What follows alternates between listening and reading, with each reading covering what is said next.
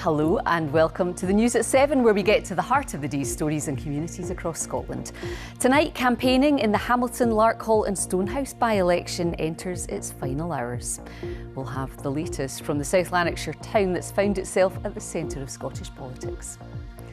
The government insists plans to dual the A9 are on track. Also tonight, could changing the way our energy bills are added up lower costs for Scots and perhaps boost jobs in the Highlands?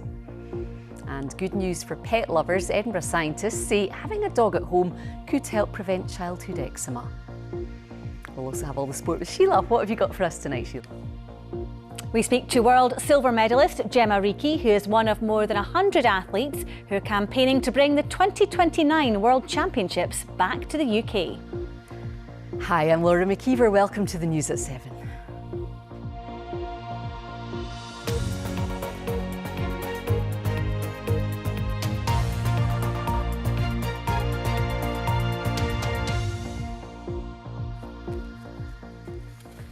Party leaders have been out in the Hamilton, Larkhall and Stonehouse constituency for the final full day of campaigning ahead of the by-election there tomorrow. The seat fell vacant after the death of the SNP MSP Christina McKelvey in March. It's a significant contest ahead of Scotland going to the polls next year. Our political correspondent Andrew Kerr reports. A final scrum ahead of the big game. The stakes are high and team captains are out to boost morale. First up, Labour and Anas Sarwar, keen to set his party as the SNP's main competitor.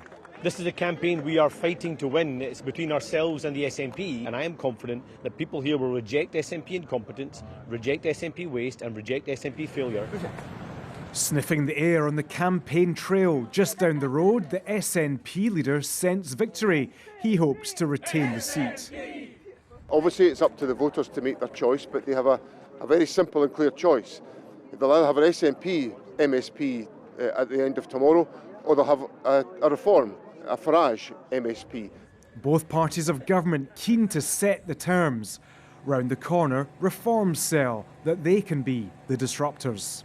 By voting for reform, what you're going to do is give the political establishment a kick up the backside, which they badly need in Scotland.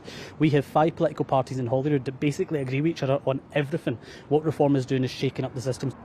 On this, the last full day of campaigning, it seems as though there are still a lot of undecided voters. They're now looking at the big issues, and for many people, the cost of living crisis continues to bite.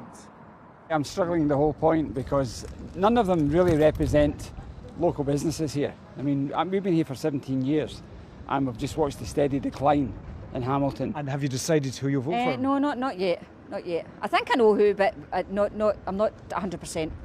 Why do you think you remain undecided? I just think there's, I don't really know enough about the candidates. The cost of living at the moment, that's risen substantially from what it used to be. And also the healthcare, the waiting time for healthcare is crazy. Back to the battle, the Conservatives are keen to shake off Reform's challenge. We are the only real unionist party in this race, and we're the ones that people need to vote for within the union, because we can see that Nigel Farage is no friend of the union, he's a friend of the SNP, and Labour are quite weak on the union as well. Greens are about advocating for bringing down the cost of living, cutting your energy bills, really high-class public transport that will meet the community's needs. And that would be a really sharp contrast with the divisive politics of hate that's coming from elsewhere. Many people think the other parties have let you down and they want change. If you want change that focuses on getting things fixed at a local level, the schools, the hospital, the GP service, then you'd be better off voting for the Liberal Democrats. Hamilton's seen historic by-election upsets in the past. The campaign's nearly over, but the result will no doubt impact the far bigger race for Holyrood next year. And you can see a full list of all the candidates standing in the by-election taking place tomorrow. They're there for you on the screen now. Next tonight, plans to dual the A9 between Perth and Inverness by 2035 are on track. That was the message from the Scottish Government today as it gave its second annual update on the multi-billion pounds project. It emerged 18 months ago that the work would take a decade longer than initially pledged. Campaigners say they remain sceptical about the pace and price of the dualling programme. Here's Louise Cowie. I think when you're sitting in a village that's directly off the A9, you hear the sirens, you hear the helicopters actually track right down the railway line anyway. Laura Hansler lives in Kincraig in the Highlands. She uses the A9 every day and heads up the campaign group for it to be dualled. Every time there's a delay, we're at risk of losing another life on that road. Today she travelled to Perth for the latest briefing on the Scottish Government's dualling programme. Providing written updates on progress as accountability to the Net Zero Energy and Transport Committee of the Scottish 83 miles of road in 11 sections are being upgraded from single to dual carriageway at a cost of £3.7 billion. So far, 2 have been completed. We've met our milestones to date. People can see the work that's happening on the Tomatin Tamoy section, and we're about to award the contract this summer for Tay Crossing to Ballinlough, and people will see continuous work right across the A9 from now until completion, with 50% delivered by 2030, 85% by 2033, and the 100% of A9 dualling by 2035. Yeah, we're on track just now, but it's such a small snapshot that we're looking at, and it's such a straightforward section that we're looking at Tomatin Tamoy. There's, you know, if you look at the constraints at Killiecrankie, for example, that's going to cause who knows what kind of delays, you know, as they start to go and do some of their kind of archaeological finds, or they don't actually know until they actually start the groundworks what's ahead of them. Loretta McLaughlin is a community councillor for the Killiecrankie area. Up till now, we've only actually got 11 miles constructed. That leaves, 70 miles still to be built, and we're going to do that between now and I think the end date is 2035, in 10 years. That seems very ambitious. I'm a little bit sceptical that this can be delivered on time and on budget. A public consultation has just started on the Pass of Burnham to Tay Crossing section of the A9. That scheme includes a roundabout at Dunkeld and new junction layouts. That work should be completed by 2032. If the government fulfills today's pledge, it will be dual carriageway all the way for drivers in a decade's time. Louise Cowie, reporting Scotland, Perth. Thank you for joining us on tonight's News at 7. We've more to come in the programme, including a tragic end to an unconventional love triangle in the Tweed Valley. Aberdeen, there behind me, saw the warmest temperatures and the best of the sunshine today, but what's in the forecast for tomorrow? Join me just before the end of the programme.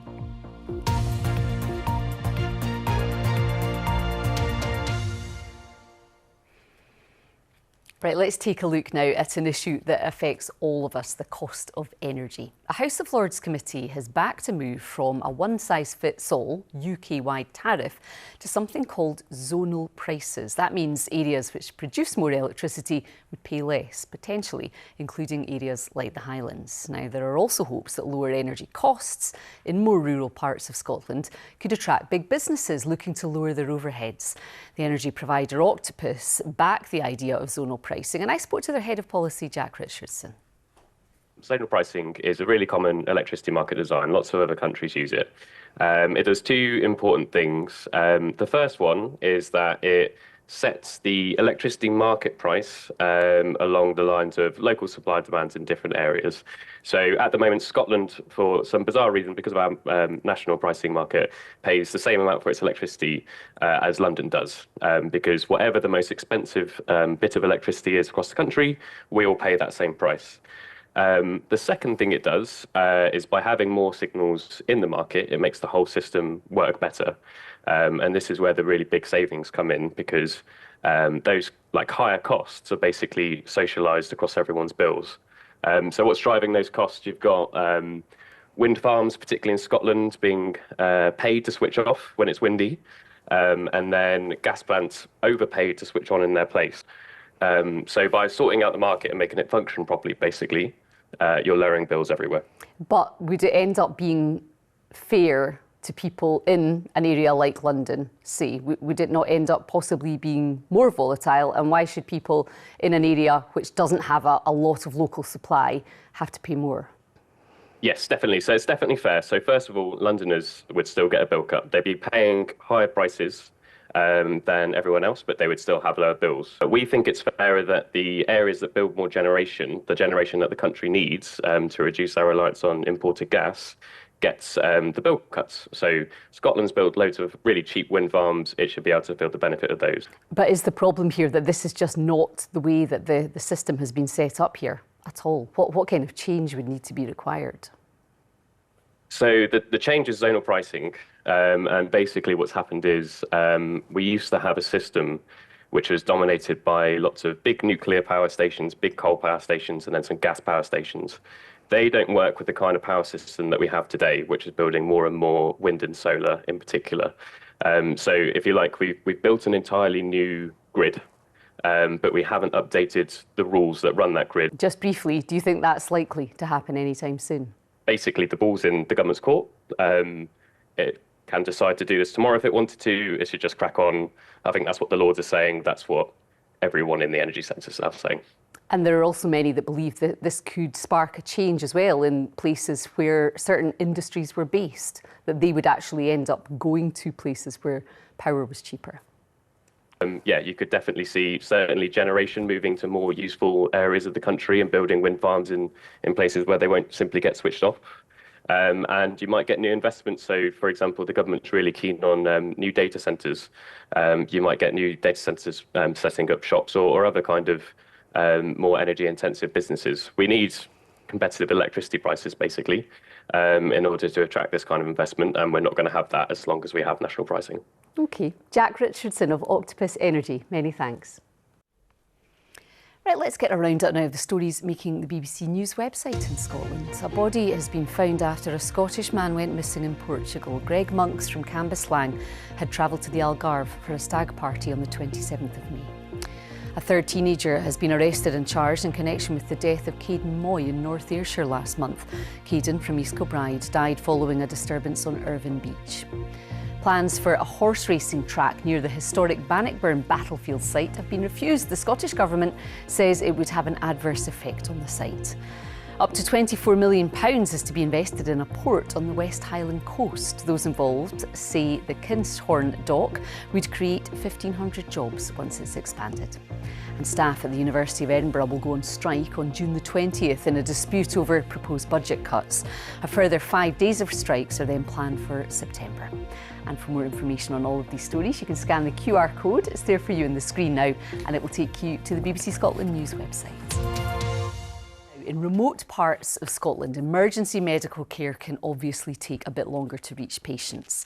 The Rural GP Association of Scotland says pre-hospital emergency care given before ambulances arrive is one of the most demanding aspects of the job.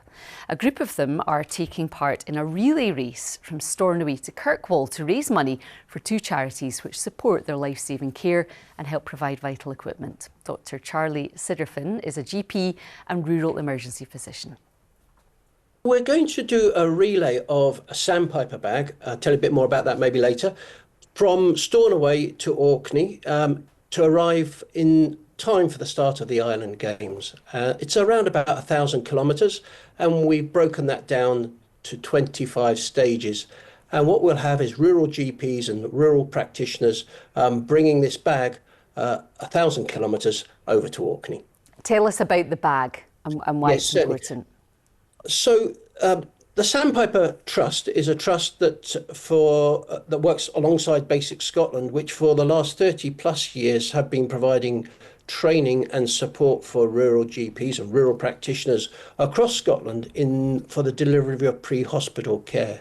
So pre-hospital care is when you've got a critically ill person, either because they've become ill or because they've had an accident and had trauma, and where you need to manage that. And clearly for rural practitioners, unlike with urban practitioners where the ambulance service would normally come, here we need to look after those patients.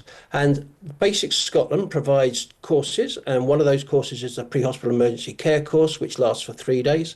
And the Sandpiper Trust provides a bag which has got over 50 pieces of equipment in it to allow us to deliver what we need to in delivering critical life-saving pre-hospital care. And help us to understand just how important that can be then when somebody is somewhere that is much more remote and are very, very seriously ill or injured.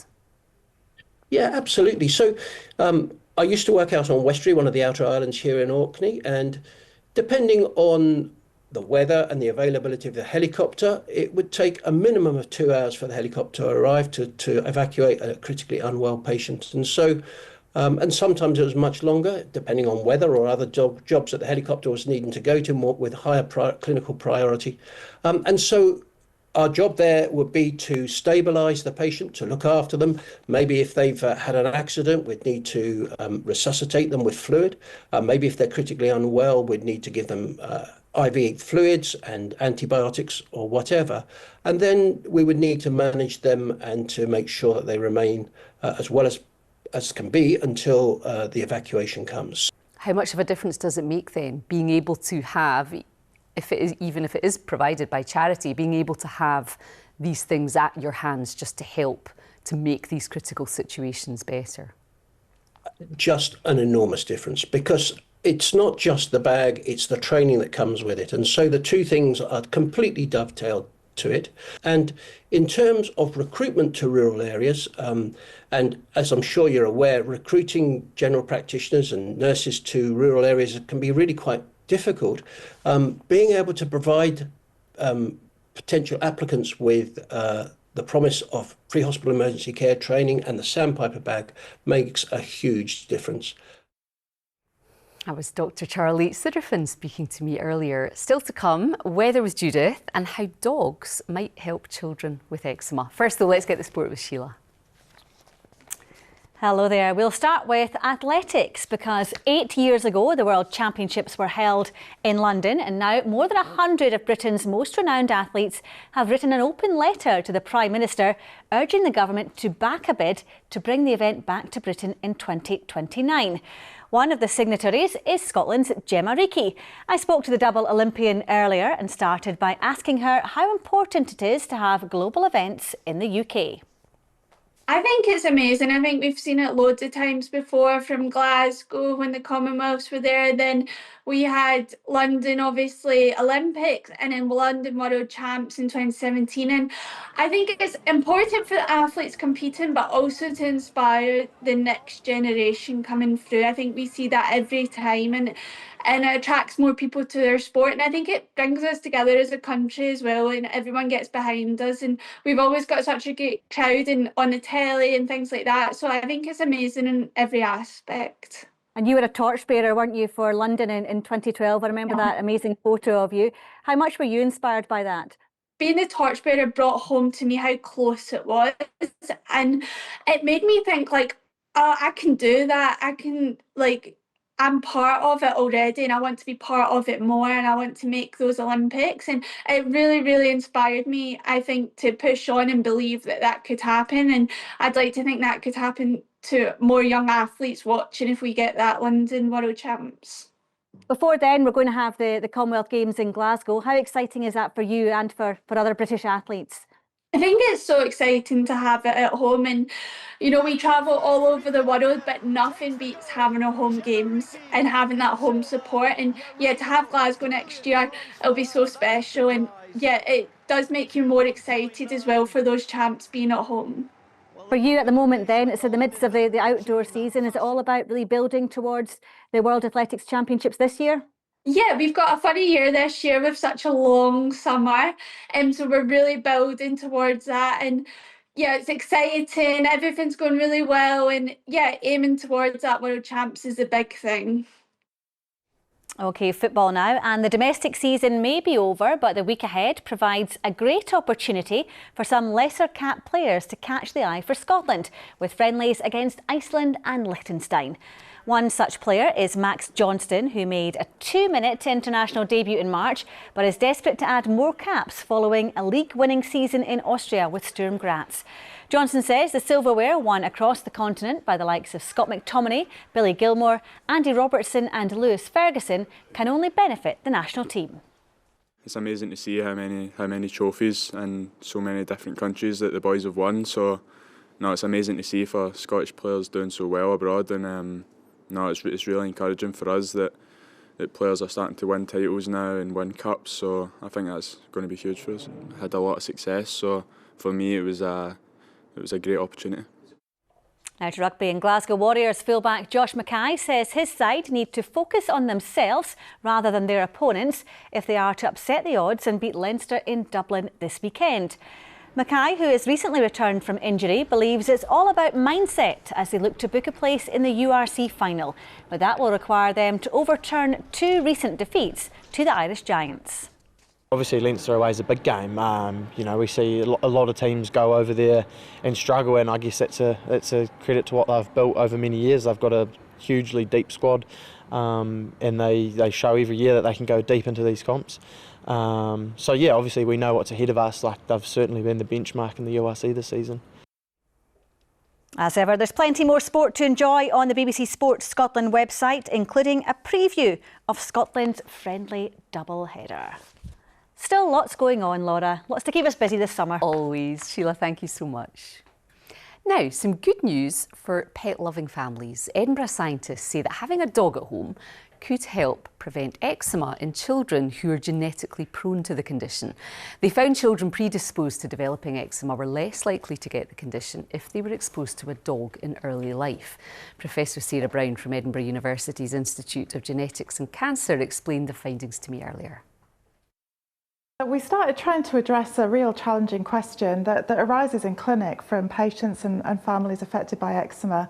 And that is, well, really 2 questions. Firstly, why is eczema getting more common? And secondly, what can we do to protect our children? And the way we tried to address that was, you know, it's a big question because there are tens of thousands of genes as well as tens of thousands of environmental factors. And we know that both these things are important. So we know that your genes or your DNA are important in causing eczema because it runs in families, but we also know that different people respond to different aspects of the environment to either get a skin disease or not get a skin disease. So to address, you know, this big question with tens of thousands of moving parts, we needed to use a big population sample. So working with collaborators across Europe, we managed to get together 300,000 people, information on 300,000 people, where we knew aspects of their DNA and also environmental factors that they've been exposed to. And out of all of that massive study with 300,000 participants, there was really only one signal that stood out, and that was the signal that having a pet dog very early in life could potentially protect against eczema. Any idea why? So why? That's a very good question. So obviously the population sample just gave us this clue. So what we did next was to look in the laboratory. So kind of taking the other approach. So rather than very big numbers of people, now we're looking at cells in detail in the lab. And we grow skin cells in my laboratory, and we can test the DNA of the skin cells, and we can expose the skin cells to the closest thing we can of a pet dog. It's a chemical from the skin cells of dog that we actually use for allergy testing in the clinic. And we see how the cells respond. And what we found was the cells that carry the genetic change that in children can increase their risk of eczema, when you then expose them to dog, that inflammation is actually reduced. And just to be clear, it is only dogs, isn't it? It's not cats. Yeah, we did look at cats as well. So I must confess, I'm a dog lover and a cat lover. I know pets are not for everybody, but in this study, yeah, cats didn't show a protective effect. They showed more of a risky effect. But I must also emphasise that this is really early stage data. So we're looking at, you know, early mechanisms, modelling them in the laboratory.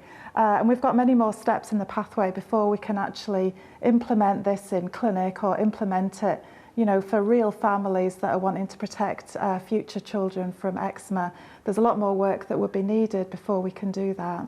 Well, really fascinating to hear about it, isn't it? And it is another step, hopefully a positive one. Thank you so much, Professor Brown, for joining us today. Great, thank you. Now, an unconventional domestic arrangement among ospreys in the Tweed Valley has come to a tragic end. 2 females and 1 male bird took up residence at the nest in the Borders, and 4 chicks were successfully hatched last week. Sadly, though, the father had already departed the site, and the remaining females were unable to provide food for the youngsters, leading to all of them dying of starvation. Well, Diane Bennett is the project coordinator for the site and joins us live. Diane, really sad news. Just tell us exactly what happened. Well, like you just said, sadly the male bird just failed to return back to the nest site, and he was the main provider for fish to keep the family going. And the way the setup is in osprey families is the female will stay with the young, nurture the brood, and the male solely does all of the fishing to provide. So in his absence, the females that were there had to then divide the labour and the duties in a way that really they just couldn't quite get it together. Mrs. O, the more experienced bird, she, once the chicks hatched, went completely into motherhood mode and wanted to sit over the brood and stay with them and look after them. And the other female also wanted to do exactly the same, but she was unable to, and this sort of led to a bit of confusion. And while Mrs. O was basically begging for food all of the time, eventually the second female went off, caught food, but didn't always bring it back to the nest. And then when she did bring it back to the nest, she was only bringing half of a fish back, by which time Mrs. O was absolutely ravenous, and she ate the fish herself, and the chicks got nothing. And we just sadly just saw them just crying for food, not so getting any food. So distressing It was. for you to watch. It was very, very sad, and you know, the second female, she tried her best, but it goes against the nature of what she's programmed to do, basically. And the times when she did bring a fish in and share it with Mrs. O, the two of them had kind of just about got it together, and we did witness the two of them both bending down into the nest and both of them feeding the young. And at that point we thought, oh, they've cracked it. They've really got themselves sorted out. They've reorganized the division of duties and it's going to work. But sadly, by the next two chicks came along, again, the excitement of the chicks being there, wanting to be a mum, wanting to do the same role that Mrs. O was doing, just meant that she just wasn't going off. Oh, well, listen, Diane, we're so sorry to hear the story, and wishing the best for the future of the project. Thank you so much for joining us tonight. Thank you. Thanks. OK, time to get some weather now. Oh, that's Judith sad. is here. It's really sad. No, What a shame. Yeah. Judith, there is snow behind you yes, in June. Look, snow in June. What's going on?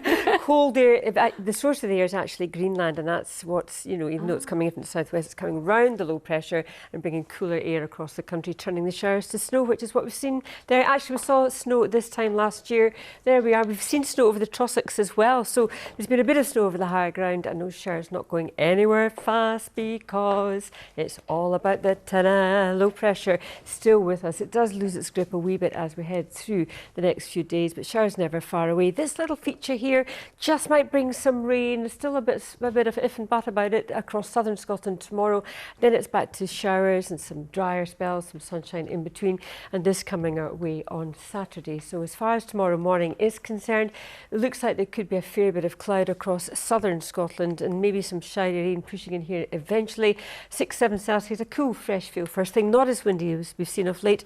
To the north of the central belt, some sunshine. It should be quite a nice start to the day, and again a scattering of showers across the northwest, the Western Isles into the Northern Isles. Fairly brisk wind initially, but here the winds should ease as we head through the course of the day. It will feel cool or fresh everywhere first thing tomorrow, so that rain might just skirt the far south of the country, becoming confined to the southeast later in the afternoon, but it will pull away from here as well. Brightening up along the west coast nicely come the afternoon with fewer showers. There'll be more in the way of sunshine coming through, and the showers will be lighter, and also the winds will be lighter tomorrow, so it'll be a different feel to the day temperature wise, still around about 14-15 Celsius. Then as we head into tomorrow evening, showers tend to ease. It'll be dry with some clear spells overnight, and then showers returning to western coastal areas and across the far north as well. And that's what's with us first thing on Friday morning. Some coastal showers, lighter winds on Friday. Cloud will bubble up inland and we'll see some showers breaking out, but again not everywhere we'll see the showers on Friday. Some places missing them altogether. Temperatures 16 Celsius will feel quite nice in the sunshine and with lighter winds as well. So our weather menu for the weekend, how is it looking? Well, so far on Saturday it looks like we could see showers or longer spells of rain for a time, turning drier from the west. Then on Sunday 1 or 2 showers, but it should be the better of the 2 days. And here's the chart for Saturday. A lot of blue in it, but it should start to clear away as we head through the course of the day. That's your forecast. Showers are well and truly back. Today felt like all the seasons, didn't it? It was chilly in that wind as well, wasn't it? Really Blustery. Judith, thank you. I got my big coat out this morning again. Put it away, hopefully, next week. Thank you so much for being with us on tonight's News at 7. We are back tomorrow night at 7, and you can keep up to date with all of our stories on the BBC News Scotland website. From all of us here, good night. Bye-bye.